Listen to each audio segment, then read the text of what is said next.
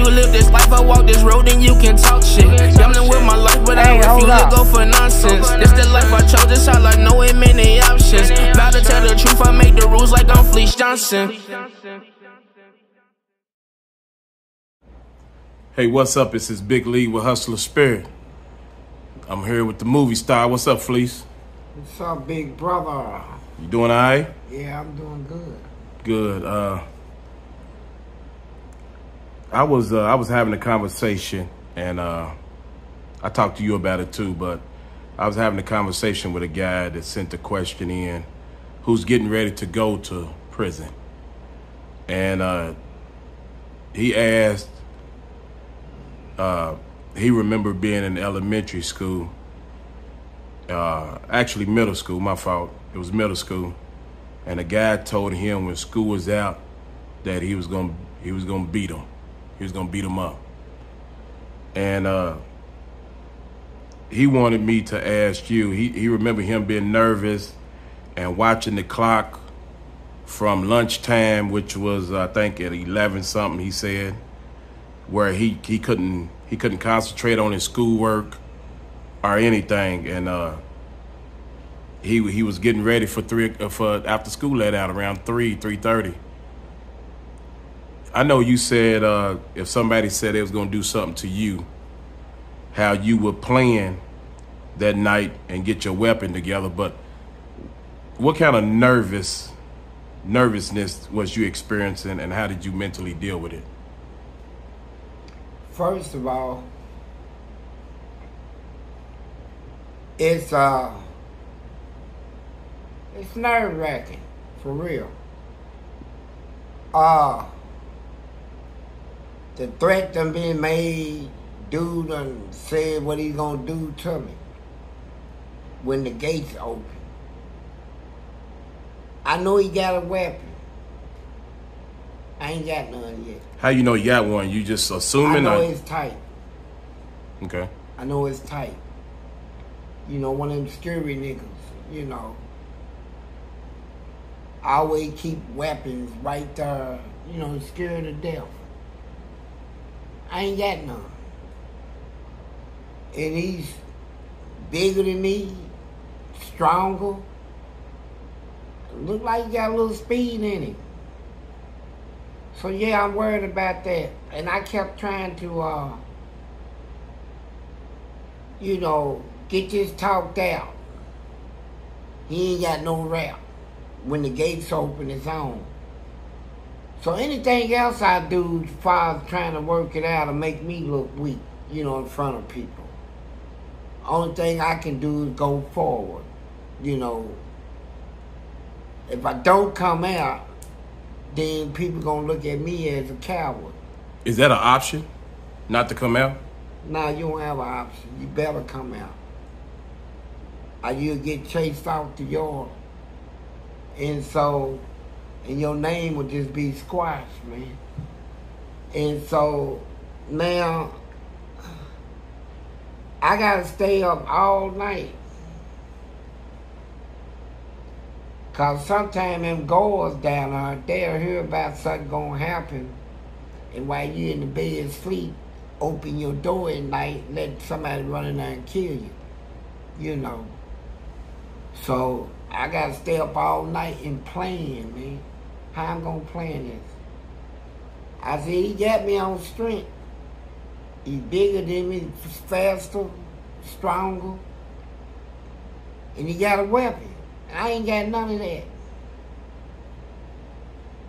So he ain't gonna talk. So I said, I got something that he don't have.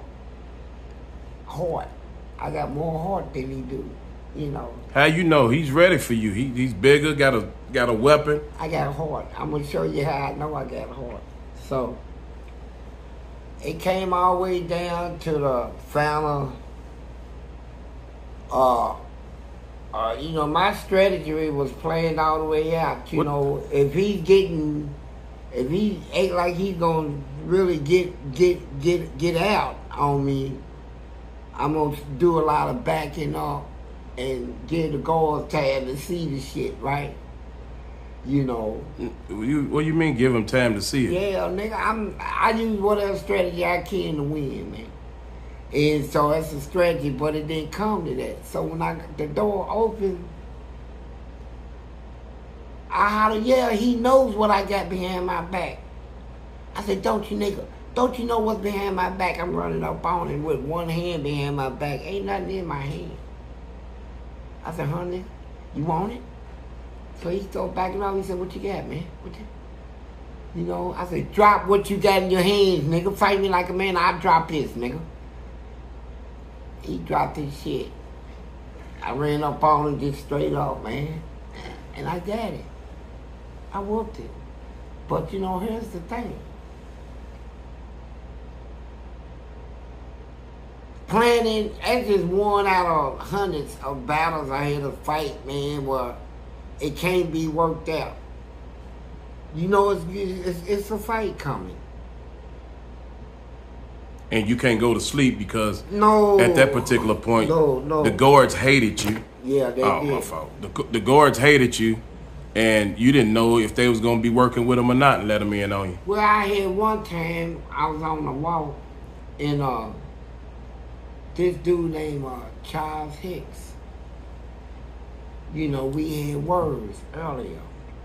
So it's about 3 in the morning, and this guy that turned into the warden, Joe Stewart, was working in the cage. And this was on 13 left in Eddyville. My door opened.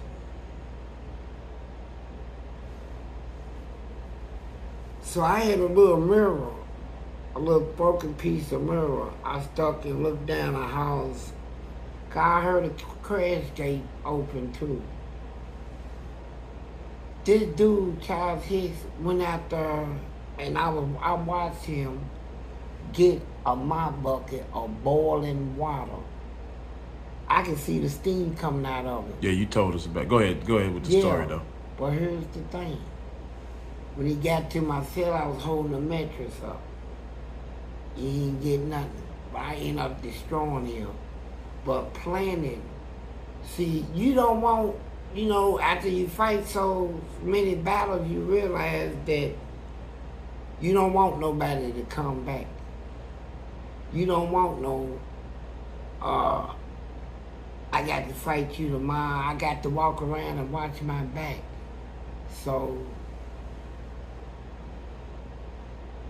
the person you get ready to fight, you know, usually I've been able to talk my way out of stuff, you know, to victory.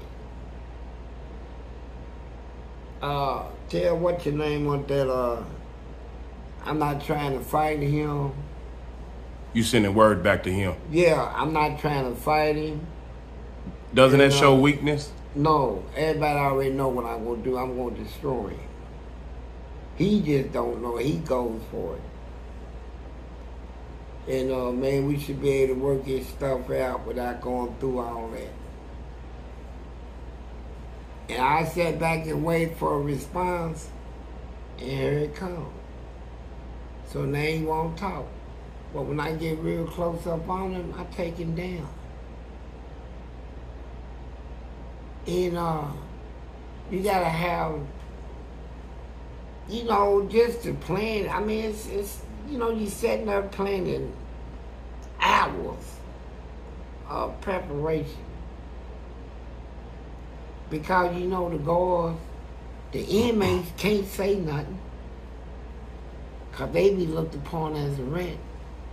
So they got to watch out for the guards to make sure the guards don't see it, right? It's going to be a fight to the death in most cases. You know, so you got to have strategy, man. You got to be able to outthink the person you get ready to fight, right? You got to know how to stop it before it get to a certain level. Yeah, where you learn it at. If you knew, like his guy's on his way in, he's new. He's not going to know anything. He's never been to prison. So when you on the yard, how do you position yourself so you can watch your back, so nobody can sneak up on you? See, here's the pressure they'll put on some of these young guys. Okay, you go to prison, they tell you you can get out 21 months. Clear conduct. So your mom and them telling you 2 or 3 years you can be out of that place. Keep your nose clean. Yes, ma'am. Okay, mama, tell your girlfriend, yeah, baby. Tell my kids, daddy be home.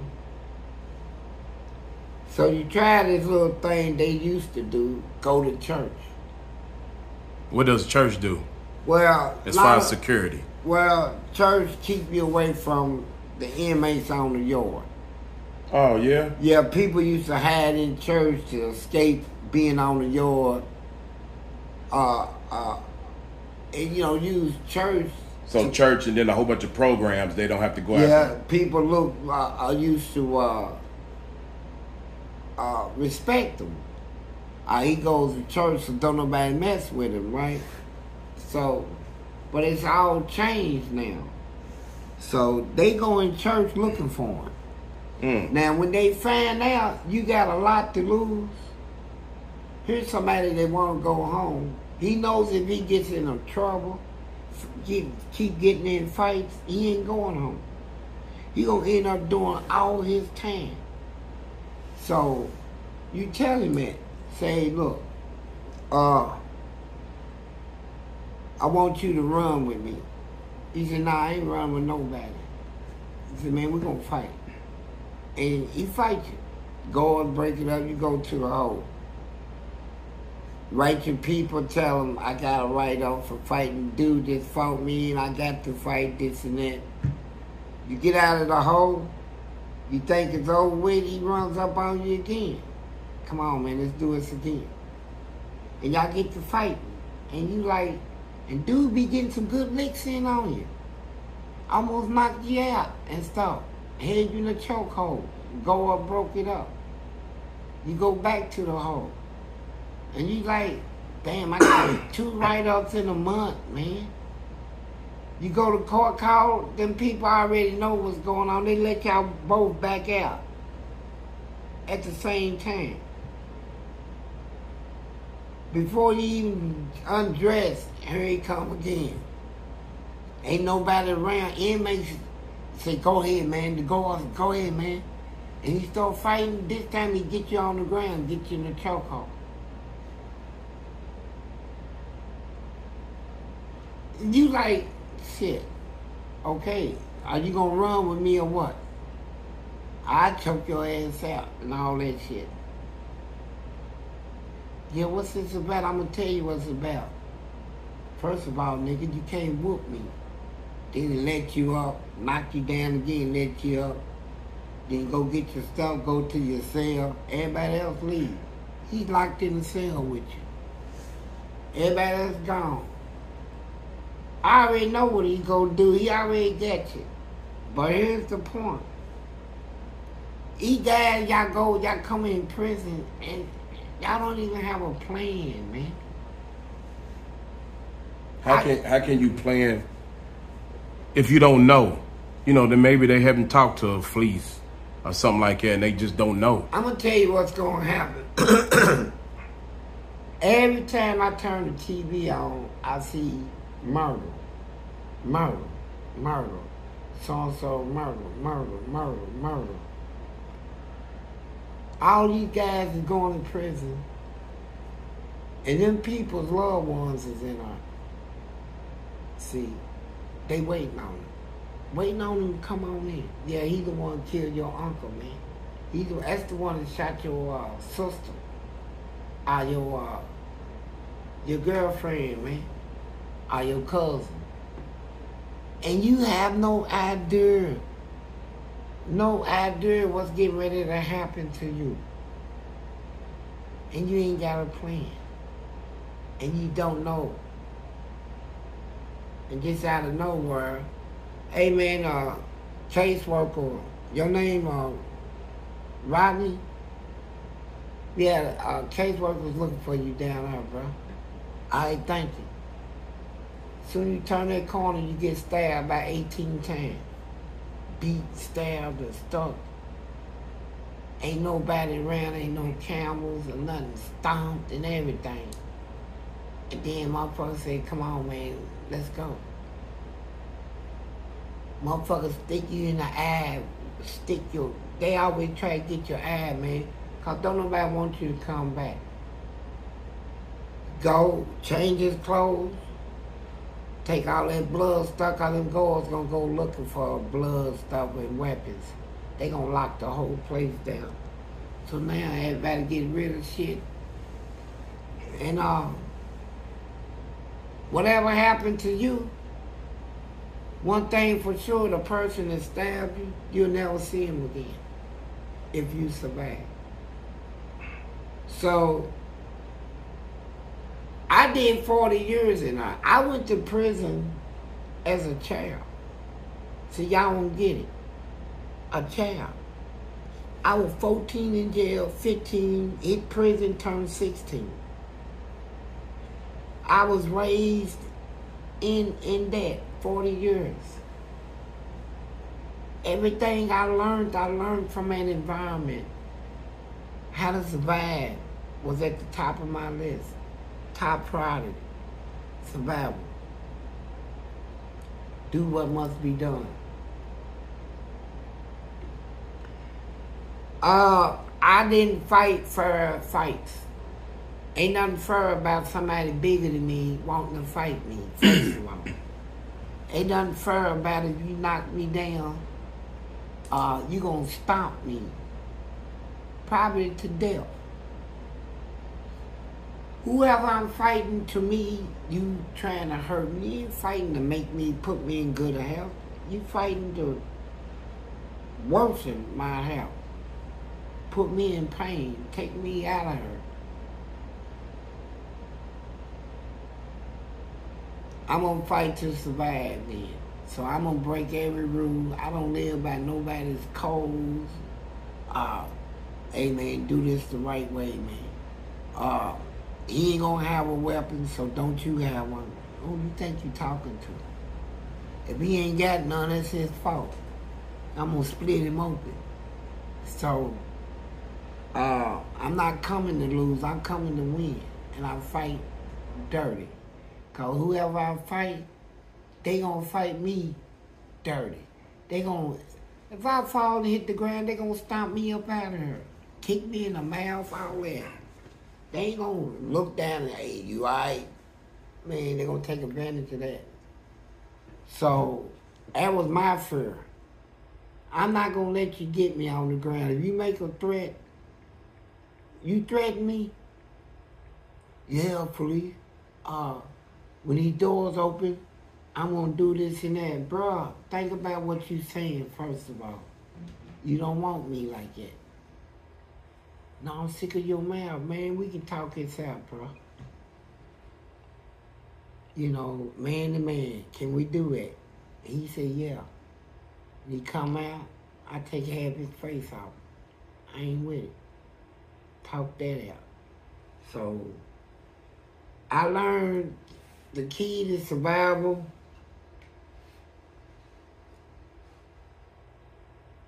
is to survive it no matter the cost, whatever it takes.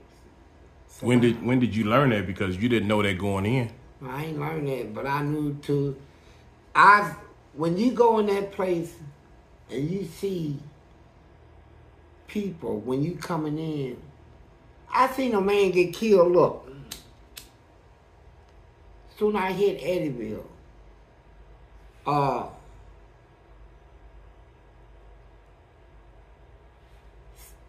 February the 18th, 1977. Is when you got to Eddyville. Yeah. That's when, see, they had not released them records. My prison number was 73. I can't tell it. But anyway, here's the point. A little white dude, Ray Cable. Big black dude and his brother, Daniels. in the shower, grabbed the boy, palmed his booty. In the shower. Said, yeah, you gonna be mine. A little white boy went and got a horseshoe, a steel one. Walked up in the gym in front of his brother and they crew. Hit him right in the head with that horseshoe. It went in his head and snatched. Open all that, just laid it open. They ran. That was, when I started seeing the murders and stuff, why I just come down here and now they kill him. Then I get into a big thing in her. So, you got to constantly, first of all, you got to be. Did anyone mess with the little white guy again? Little Cable? Yeah, look, let me tell you what Cable did. They found out that he was a serial killer. He done killed people in like 18 states. They just now, you know, when DNA came out and all this. So, they put him on death row.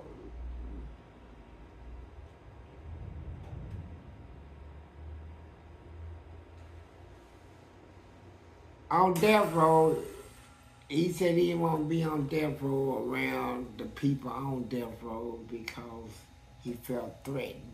He has a constitutional right to be protected.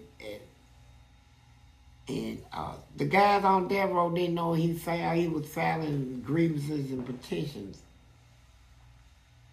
And so he took and shaved his legs, shaved his booty, shaved all the hair off his body, put his hair in like a girl style, shaved all his face of hair and put lipstick on and stuff, and came out. Man, when they seen him, they like, oh my God. They took turns screwing him. So he went from serial killer to... Now listen. After they calmed in him, he ran to the guards, washed the stuff off his face, ran to the guard hollering rape. They raped me. Now, he done already filed grievances on this stuff and lawsuits is pending in court. Now, they say they will protect him and he has a constitutional right to protection and federal protection, you know, to enforce it in the state. And now they took the DNA and they seen he was they looked at it like he was gang raped. So now he's suing the state. So they made a deal with him. We'll take you off of death row, right? You drop this lawsuit. I mean, this is some of the craziest stuff that goes on in prison. Wait a minute. He let them do that. He wasn't gay to begin with. No. But he let them do that just to go to them to get off death row? Yeah. Man, I see when they stop smoking cigarettes, everybody trying to figure out how we gonna get a cigarette in the penitentiary. You know. And this little white dude, Lucky Bill, he said, you know what I'm gonna do? I said, what? He said, I'm gonna break my thumb and make him take me to the outside hospital. And then I get some cigarettes out there from somebody. I said, they be watching you. He said, watch what I tell you. He broke his thumb. He actually broke it. Stuck it up inside and jumped off the bed and snapped it, right? So they had to take him to the outside hospital to, you know, repair it. And he came back, he had some cigarettes. So he told me, my time. So I'm not gonna break nothing on my body. I ain't cutting myself for nobody. I had a way of getting my cigarettes of duty. You know, you don't give me none, I'm gonna throw it on you, right? And they brought me. But let me tell you something about prison planning. See, here's something I wasn't planning for. I'm on the walk one day. There's a big protest going on. All the inmates on the walk is protesting the brutality of the guards, how they feed us and treat us, turn up our meals and all this stuff. And we trying to figure out how to get word out to the news media. You know, so let them know what's going on in her. So what the inmates came up with, and I was asleep. I was in cell 13. What they came up with is we're going to demonstrate by cutting ourselves.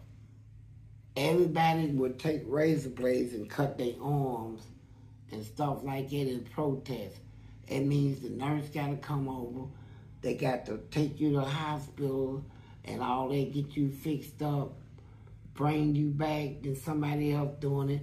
Then the people out there in the hospital, they going to wonder what's going on in that prison. What are they doing to these inmates? See, I was asleep when that stuff was negotiated. Somebody was beating on my wall. I said, yeah. They said, you next. I said, next for what? They said, take this and cut your wrist and your arm and stuff. You know, around your chest. Don't cut your jugular, though. I said, I'm not cutting nothing. What's the protest about, man? I said, look, I'm telling y'all what y'all do. If I cut something, I'm going to cut the person. I'm not going to cut me. I cut. So you became the cut man? Yeah. I said, I'm not. No, I didn't come. What I told him is, I'm not going to do it. I would protest this a different way. And when they came to my cell, I said, I'm bleeding. And when he came to my cell, I said, let me see, Johnson. I threw a big old bucket of duty on him. That's my protest. Come and get that. And then when they came, I said, here's what I'm going to do. I'm going to let them open the door and actually come in here. And I'm going to get all of them and I'm going to be fighting them in her. Now, that's my protest. And then a lot of them say, look, man, I'm going to do it the way Fleece Johnson did it, man. I'll fight these pigs. I'm not going to cut myself for nobody. And we got the attention, too. The news got to the news, and people was going to the hospital, was telling the doctors that they was turning up our mail and stuff like that, man. But it's a whole lot of planning you go through in prison, especially during fights. I'm telling you. Just to sit there and just... You fighting a worthy opponent, first of all. It can go either way. You already know he got to fight. He can fight. And not only he can fight, but he got 2 weapons. He got a hammer and he got a knife. You ain't got nothing, basically. And he works out every day. Every day. Lifting weights, push-ups, sit-ups, pull-ups, and boxing bag. Boom, boom, boom, boom, boom, boom, boom. He gets his in every day. Now, this is who you get ready to fight. Then when the doors open, you fighting him. Somebody that's been working out for years. Just covered with muscles. Somebody that look like you can hit him 10 times and he'll smile at you. That type of person. You get ready to fight him.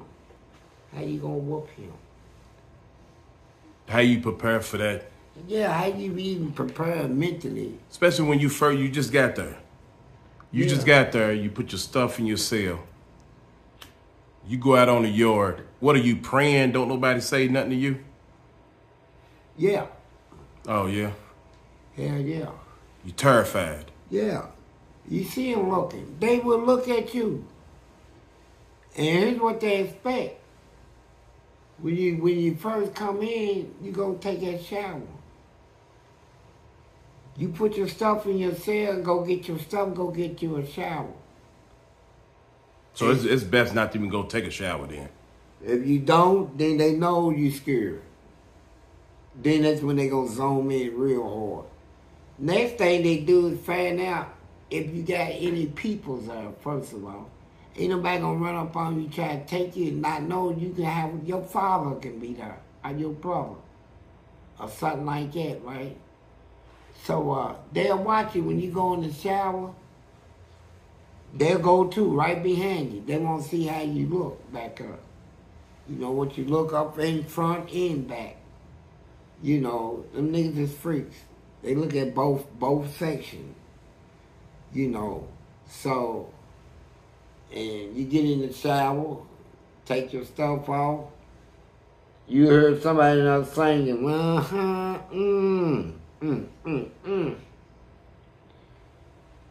And in your mind, you know they looking at you.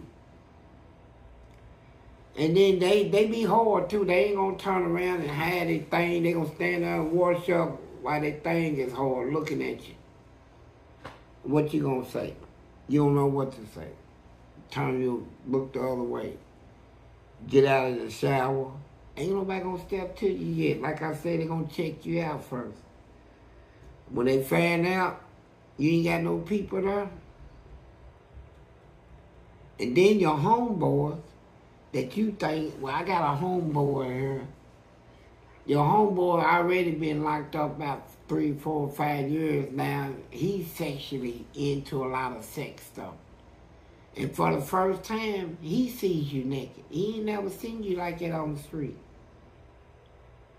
Damn, he like, shit, I'm gonna keep him for me. He gonna try to get you. I mean, so how do you prepare for that? You know, when you go in your cell, you hear people talking crazy. Yeah, man, when these doors open, I'm gonna go down there, I'm gonna take his iron pipe, and I'm gonna whoop that bitch. Oh, come on, man. Don't do it, don't throw you like, man, fuck that bitch. It's my, I mean, all that cussing and stuff, excuse me. But that's how they talk.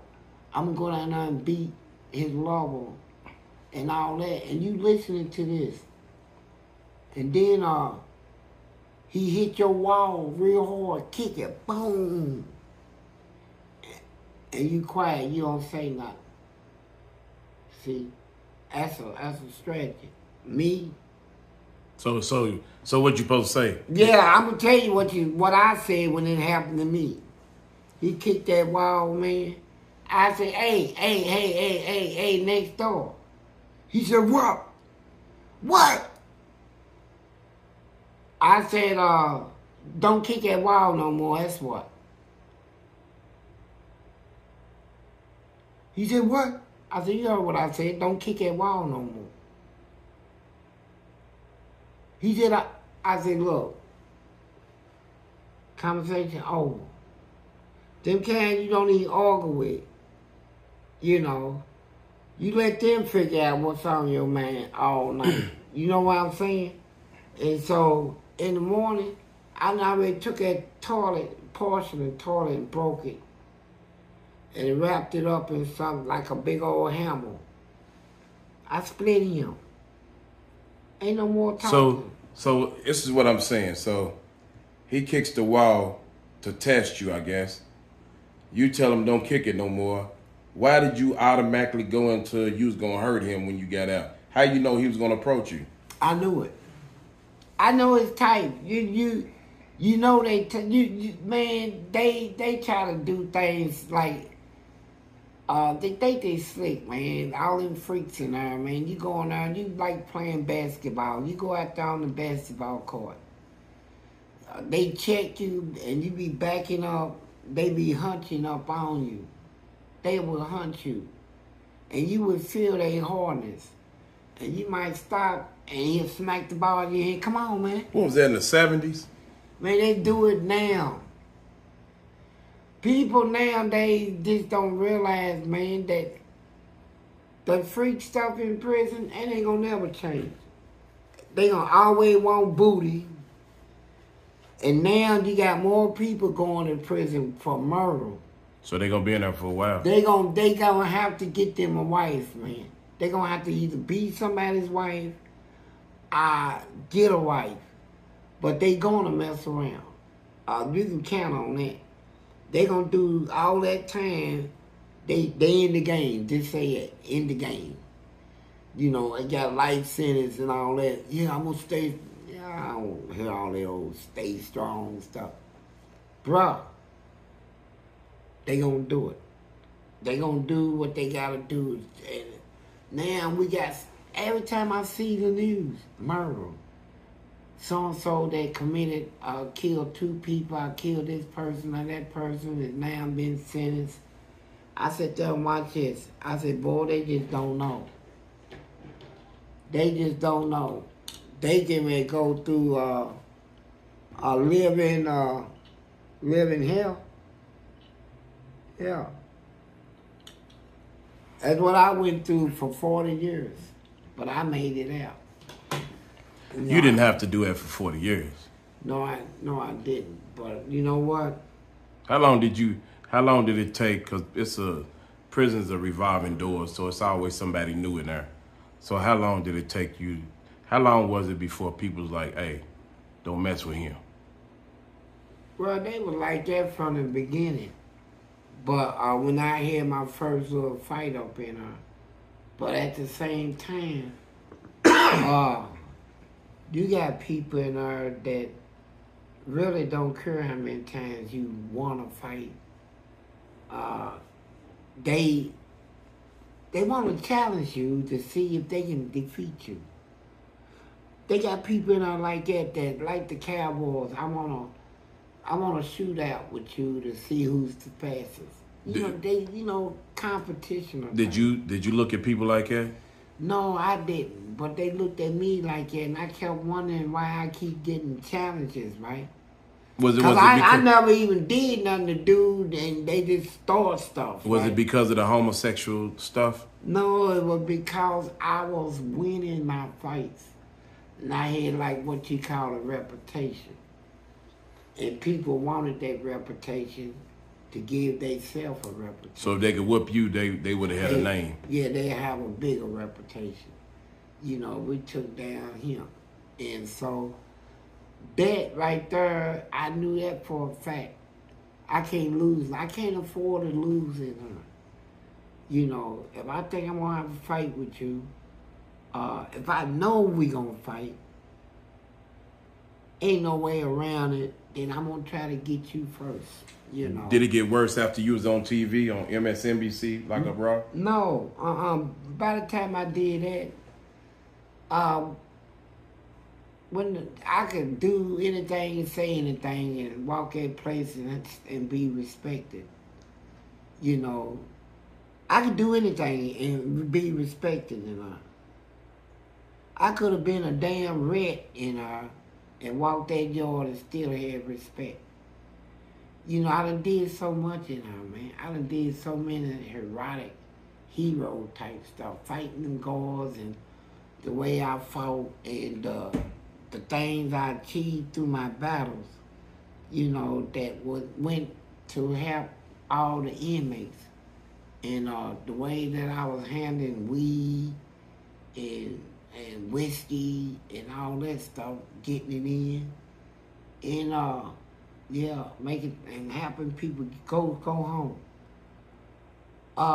So all that is a credit to me, man, and people remember that, and that's why a lot of them, since I've been on the street, people run up on my wife and friends and stuff and tell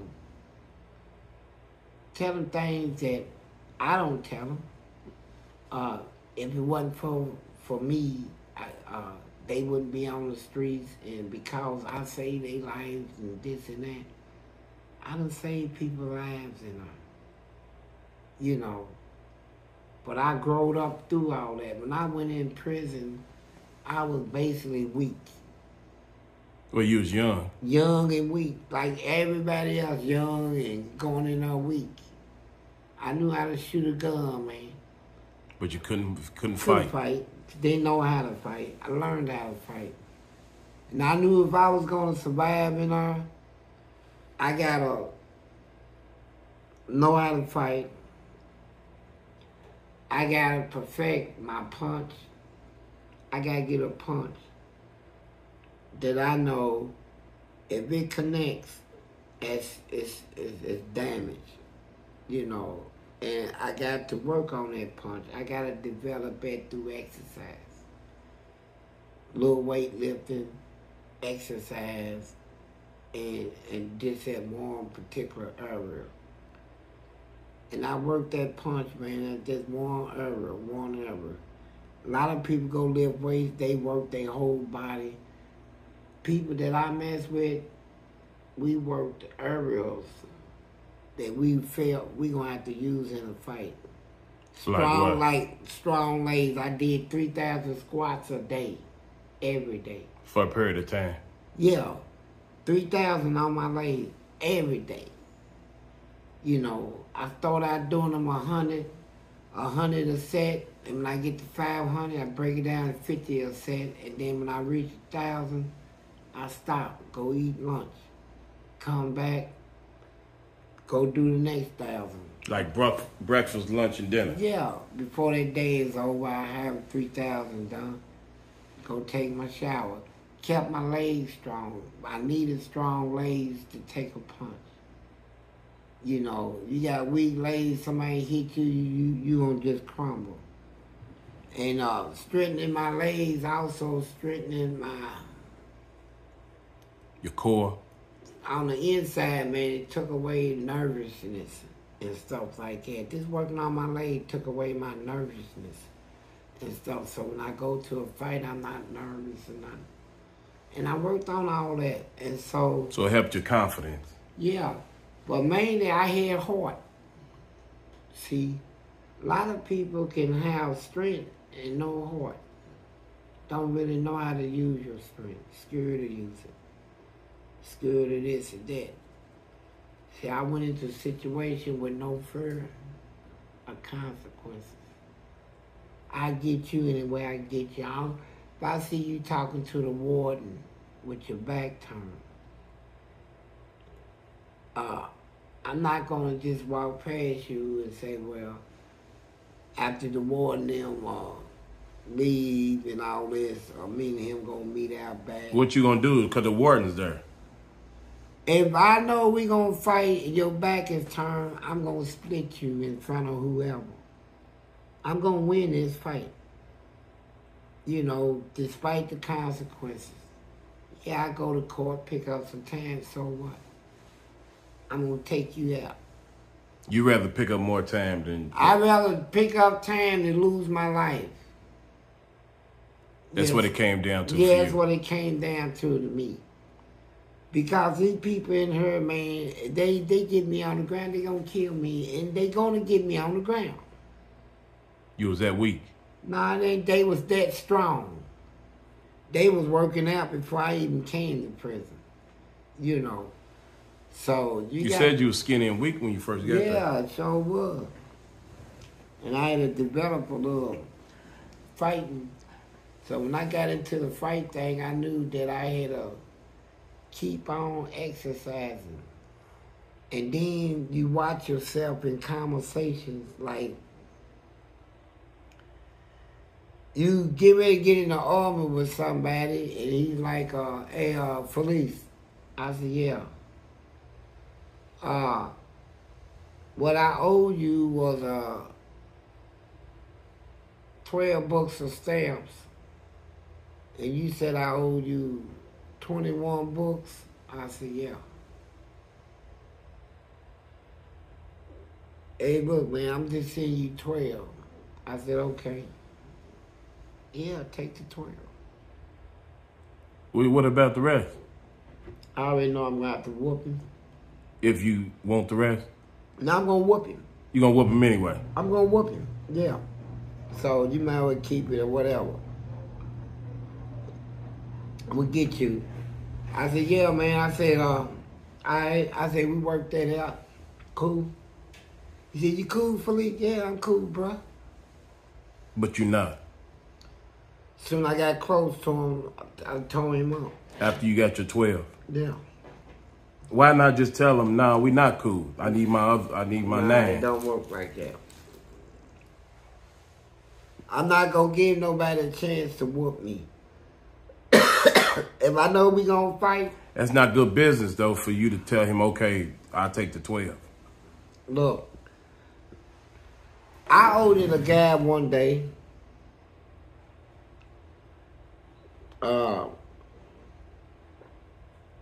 15 packs. Of cigarettes. That's a whole lot of on. I got a box of cigarettes from him. I owed him 15 back. How many's in a box? 10. Oh, okay. That's the interest on 10 is 15.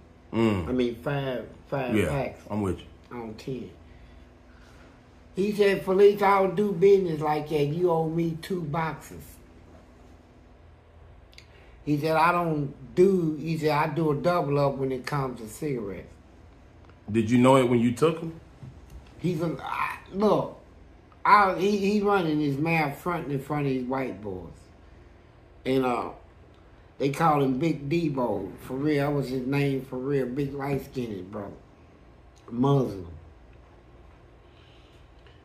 Now, I already gave him the 50. I said, you know what? I said, you're right. I gave you the wrong one, you know. So I took that brand back and put it in my sack. Cause I know we getting ready to fight. If I'm gonna fight you, you pay. I don't owe you nothing. If we fight, you pay. So I took the cigarettes back and stole him. And went on and thumped him up, right? But Big dude. yeah, thumped him up. Took his cigarettes and beat him up. Yeah, they were my cigarettes. I was gonna pay him what I really owed him. He tried to. You gave him 15. Yeah, told him I gave him the wrong brand. Oh, okay. Give them back, and I give you 2 cartons. But when he gave him back, I went on and stole him. I ain't giving you nothing. You ain't getting nothing. And we're gonna fight anyway, cause I'm not giving you no 2 boxes. I don't care how you say you did business. Then when I start running business, turn around, the same guy. He come to try to do business with me. I said, we don't do business. So then they beat you up at time. No, we didn't do business, period. No more. But, you know, that's how it was. He didn't get you back? Look, man. Man, what's going on in there where you just beat people up and then y'all friends after that? A lot of my battles didn't go like that. Like, I had battles, like, I moved up into a certain level in prison where the people like me, if you hear I've been in a fight, you know it's bloody. You know, boy, somebody that got shredded. It's gonna be blood everywhere. It ain't gonna be a fight where somebody got they eyes black, nose busted, lip puffed up, our teeth like that. It's just gonna be something that could make the news. That's why they call you the most violent inmate. And so you got other people in our fight like that. A certain type of inmate. We didn't fight.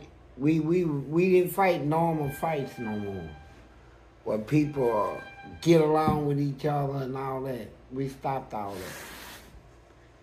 We on a level now. When we fight, we're gonna do damage, a lot. So because of that, people stop messing with you? Yeah, no doubt. Hell yeah, they know what type of fight is gonna generate.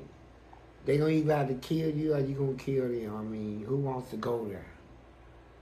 Some of them want fight to just see if they can whoop you. But now they see that if they don't kill you, you gonna kill them. So they ain't trying to go there. You know, it's not worth it at that point. Not there. They don't mind fighting. They don't mind fighting you to see if how you fight. So me, I learned that. So it saves a lot of trouble. doing battles, it'll save you a lot of battles when people know the person they gonna fight is ruthless, you know. Don't like to lose. I don't. So you going to the death, so. Yeah, don't fight me. Don't fight me unless you prepared to sacrifice your life. Cause me, as far as I looked at it, I ain't never getting out. So you didn't care about? I didn't care about nothing. I keep picking up time, and I'm not gonna change. I'm not gonna let these people just run over me, kill me, or do me in the way they want to do me. It ain't gonna happen. Whatever I do in here, sexual, whatever, it ain't gonna be because nobody made me do it. Because I wanted to. And so, I done reached that type of reputation, and I can do practically what I want. Cause I didn't care what you thought. Nobody thought. And I ain't got no kids. I was raised as a child in this environment. We didn't have rules. Wasn't all this standards. Sit, wipe your mouth, use a napkin, and put your hand over your mouth when you cough. We didn't do all that in our. So you didn't look at prolonging your stay in prison as giving up on life? I gave up on life, man, a long time ago. And but you didn't, because you wasn't gonna let them just. Nah, I'm gonna fight. I'm gonna fight if I feel disrespectful, but I gave up trying to cure about get down and consequences, cause when you care about something, it'll stop you. It'll stop you from doing what you really need to do, and you need to go on and fight these people. And you know, they ain't gonna make an example out of me like they did as blacks into slavery. You know, here's somebody that they done took, and people still don't talk about it. They got their nerve trying to talk about how violent a black person can be. Look at your history. Look at their history. You want to talk about black people? We violent. Let's look at your history. Shoot, that's all they can do is violence and rape, slavery, all of what they did in slavery, witchcraft. Shoot, people ask me, what about Hitler? What color was he? He was white. His nationality was German, but he's white. See, learn that. Over in Russia, what they doing? How the Russian is? Their nationality, Russian. Race, white. So I know the history of your race, man. And you know, when you bring the battle to me, I'm gonna be one of these black persons. Hebrew. I'm gonna be one that's gonna fight. Now all the little Uncle Toms and ones that wanna work things out with you, go through your legal system and go through all that corrupt stuff and can't take the law in their own hands, go ahead and do it. I'm gonna fight you. Me.